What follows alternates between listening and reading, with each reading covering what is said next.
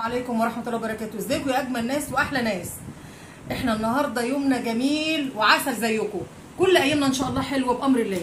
نقول بسم الله توكلنا على الله ولا حول ولا قوه الا بالله. ايه يا ماما ياما تعملي لنا النهارده؟ اعمل لكم يا حبايبي النهارده شيش طاووق. شيش طاووق عندي صدور، فالصدور دي ممكن اعملها بانيه، اعملها شاورما، اعملها شيش طاووق.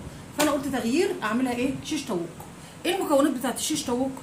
ايه والله عايزه تعملي لو بصدر واحد وتعملي شيش طاووق هتعرفي برضو تعملي، وتطلعي برضو ايه حاجتين كده حلوين كده ايه من بتوع الشيش طاووق دول، وتعمليهم جنب حبه رز بسمتي، جنب عيش بطحينه، جنب سلطه خضراء مع مخلل، انت حره، جنب حبه رز ابيض. ايه المكونات بتاعته؟ التتبيله دي اللي احنا هنعملها فيها، احنا طبعا غاسلينه بملح وبليمون، وانا ما بحبش الخل لان الخل على فكره بيدنه ثابت في الحاجه دي، ذوقيات. ملح وليمون وبكتفي بكده وبنقعه فيهم، بيطلع الحاجه زي الفل. هنا بقى عباره عن ايه؟ اهم حاجه الزعتر، اوعي تنسي الزعتر في التتبيله دي، وتوابل الشيش طاووق من عند العطار، وبصله وقوطه وليمون وملح وفلفل وكمون ومرق دجاج واربع فصوص ثوم. دي التتبيله بتاعتنا، وعلبه الزبادي دي اللي هنتبله فيها. دي بسم الله ما شاء الله تقعد بقى ساعتين ساعه، تبيتيها من بالليل انت حره. دي بقى الحاجات دي لو عايزين نعملها في عيدان الشيش طاووق اللي احنا هنعملها بقى ايه، يا ريت بقى كان في القوطه اللي هي الشيري اللي هي الصغيره دي، كانت تبقى جميله قوي. وده بصل بتاعنا برده صغنون، وده الفلفل هنقطعه، هنوريكم خطوه خطوه، نمشي مع بعض. بسم الله توكلنا على الله ولا حول ولا قوه الا بالله. طبعا الشيش طاووق بتاعنا اهو جميل بسم الله ما شاء الله. انت قطعي بقى ايه اهي مكعبات شيش طاووق بسم الله ما شاء الله بتاعتك الجميله اهي. هتقطعي الكميه بتاعتك كده اهي.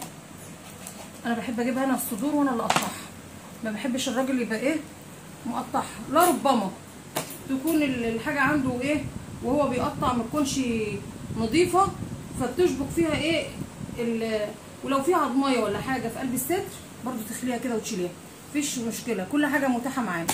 وبسم الله ما شاء الله انت بتعرفي تعملي كل حاجه في بيتك. ويا بنات يا حبايبي انا بعلمكم الحاجايه. بصي تمسكي الحاجايه، بصي اتنين اهو، قطعيها كده اهي اهي بسم الله ما شاء الله، تمشي اهي اهي. فيها صعوبه؟ مفيش اي حاجه فيها صعوبه في الدنيا. هنا بقى تخينه معانا شويه اهي، نسلكها مع بعضها اهي اهي. نقطع الكميه بتاعتنا ونوريكم الطريقه الجديده بتاعت الشيش طاووق اللي حصري، وممكن ما يكونش حد عملها قبل كده. انا صراحه يعني ايه ما دورتش في الدنيا كلها وقلت مين اللي عملها ومين اللي ما عملهاش، بس انا عن نفسي انا حاسه ان انا اول مره اعملها وما شفتهاش قبل كده، ودي حاجه ايه جديده. الشيش طاووق انتوا بتعملوا الفراخ نيه على طول، انا هقول لكم احنا هنعملها ازاي، وخليكم معانا يا احلى ناس، وانتوا هتشوفوا كل حاجه وكل حاجه جميله من ماما هيان. وما تنسوش اللايك والاشتراك.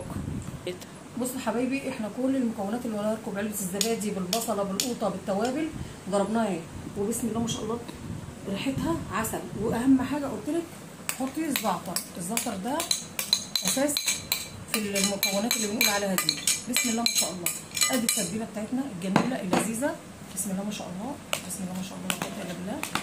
سيبيها بقى في الثلاجه، قلت لك ساعتين، سيبيها ساعه زي ما انت عايزه. يا ريت اي تتبيله طيور او تتبيله حاجات من دي تكون انت عارفه اللي انت ناويه تعمليها، مش جالك على غفله يعني، ويكون عندك الحاجه دي. يا ريت تتبات في الثلاجه على الرف كده تحت الفريزر، هتبقى جميله، كل ما بتشرب من التتبيله بتبقى جميله. وادي الخضار بتاعنا الجميل احنا مقطعينه اهو مع البصل، هقول لكم برده ايه خطوه خطوه احنا عاملينه لايه. بصوا كده معانا بسم الله ما شاء الله. هنروح بقى ايه على البوتاجاز واوريكم بقى ايه الجمال بعد ما الحاجه بتاعتنا دي تقعد في التتبيله شويه. بيبي في ناس بقى بتعمل بزيت بحته سمنه، انت حره، المهم تقدحي الحاجه معاكي. وبسم الله ما شاء الله هنجرب كده. الله بسم الله بسم الله بسم الله ما شاء الله. ايه يا ماما الشيش هيام بتعمل لنا الشيش طاووق كده؟ اه يا حبايبي بعمل لكم كده، دي طريقه جديده للشيش طاووق، بدل ما تعملي الفراخ نيه والتتبيله دي خساره، لا احنا كده ايه التتبيله دي هجيب معلقه خشب.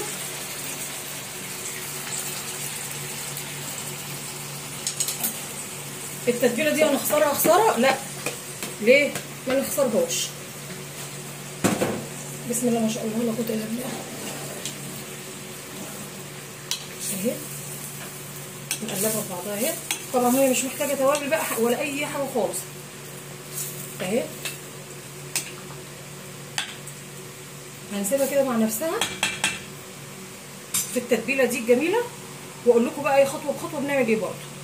بصوا يا حبايبي بسم الله ما شاء الله لا قوه الا بالله، الفراخ بتاعتنا جميله واتعملت اهي، ودي الصوص بتاعها اللي نازل منها اللي هو بتاع التتبيله.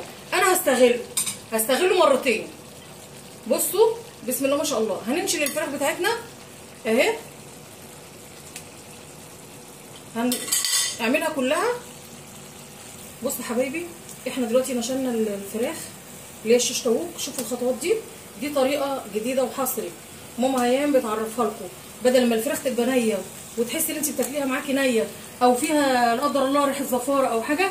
لا الطريقه دي بصوا احنا بنتبل الخضار بتاعنا، كل الخضار اللي عملناه بالبصل بالحاجه بنتبله اهو. وهنعمل لكم بقى ايه حاجه ثانيه بعد تتبيله الخضار دي. الصوص ده انا ايه هستعمله في حاجتين. اللي انا هعمل بيه دوت بسم الله نشيل دي، نشيلها معاكم اهي. الخضار بتاعنا الجميل اللذيذ اللي احنا ايه بعد ما نعمل الفراخ هنشبكه معاها في الايه في الشيش طاووق.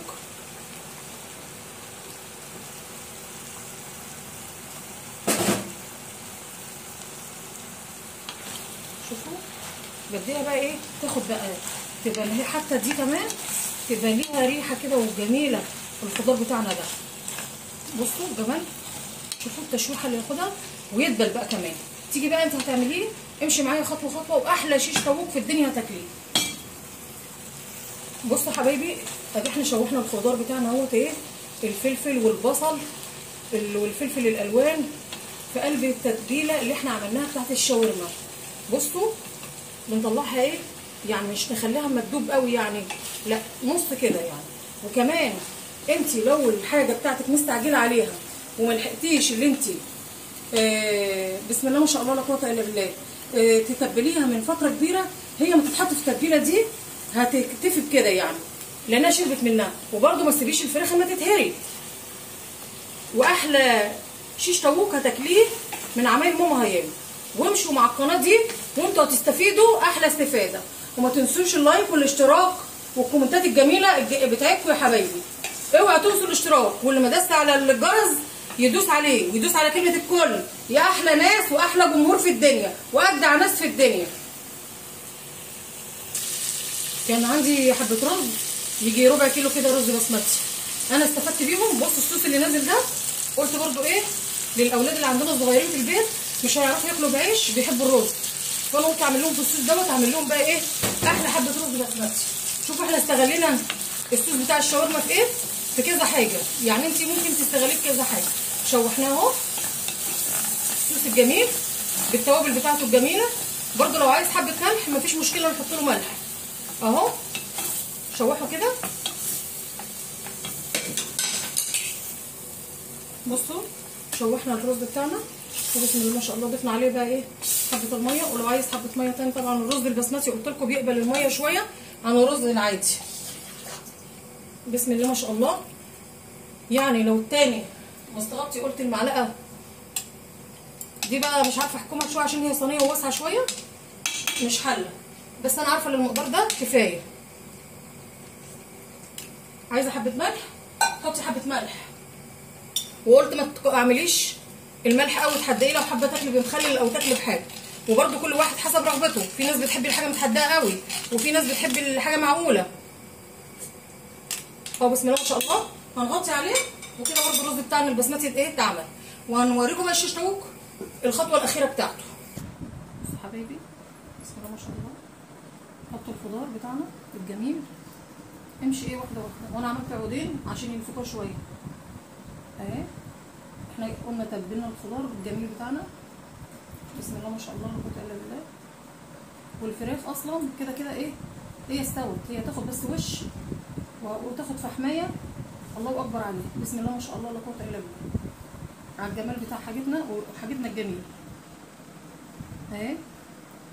حطي برضو ايه، شكلي كده، حطي معاكي ايه الخضار بتاعك، حطي اللي انت عايزه تحطيه، دي حاجه اختياريه ليكي اهي. وحته قوطه، كل انواع الخضار اهي، حته فرخه يعني كده، واحده كده واحده كده تمشي كده، بسم الله ما شاء الله لا قوه الا بالله اهي. الشيش طاووق بتاعنا الجميل، العسل. هنعمل بقى الكميه دي كلها ونحط الصاب دوت في الفرن، وطبعا ايه وانتي تحت الشوايه وتيجي مثلا نتعمل الشاو من الناحيه دي، هنقلبه مثلا على الناحيه دي، ونوريكم برضو ايه خطوه خطوه. اهو يا حبايبي الشيش طاووق الجميل بتاعنا عملناه، وهنحطه تحت الشوايه، وهنحط بقى عليه احلى فحمايه، وتاكلي بالهنا والشفا بقى ايه احلى شيش طاووق. بصوا يا حبايبي في الجمال بتاعنا والحلاوه، ادي الشيش طاووق اللي ماما هي عاملاه لكم، الجمال والعسل. وهنكتم بقى كده الريحه الجميله، ولا تجيبي بقى من بره ولا اي حاجه. شوفوا بقى اجمل حاجه بتتعمل في البيت، شوفوا الحلاوه بتاعتنا، بسم الله ما شاء الله لا قوه الا بالله. شوفوا العسل، عسل عسل عسل. احنا دلوقتي اهو نقدمه بصوا حبايبي، الله اكبر، بسم الله ما شاء الله. والحاجه بتاعتنا جميله ازاي وماسكه ازاي. بصوا بقى ايه، ممكن بقى ايه بتاكليها كده بعيش وبمخلل، وممكن تاكليها برز بسمتي زي ما قلت لك كده، بسم الله ما شاء الله. بصوا الجمال، بصوا الحلاوه، بصوا الجمال بتاع ماما هيام. شوفوا كل حبايبي اللي بيعملوا الاكلات معايا وبيعملوا بنفس الطريقه بتاعتي، صدقوني هتبتكروا وهتعملوا احلى حاجه في الدنيا، وتبقوا اشطر شيفات في الدنيا واشطر ناس. مش غرور والله، ده ثقه في الله. اللي اي حاجه بفكر فيها وربنا سبحانه وتعالى قال العبد ما بيحسن عمله وبيتقن عمله ربنا سبحانه وتعالى بيوفقه، وان شاء الله ربنا يوفقنا. بصوا حبايبي الجمال، بصوا الحلاوه، بصوا ممكن كمان ايه تاكليها كده ايه، بسم الله ما شاء الله. ادي اهي احلى ساندوتش في الدنيا، ومعانا الفحم بتاعنا الجميل والمخلل. بصوا بقى، وحته ليمون مخلل كده من اللي ماما هي عاملاه، والفلفل ده، وتاكلي احلى ساندوتش في الدنيا. ويا ريت تيجوا تتفضلوا معانا، ومع السلامه يا اجمل ناس.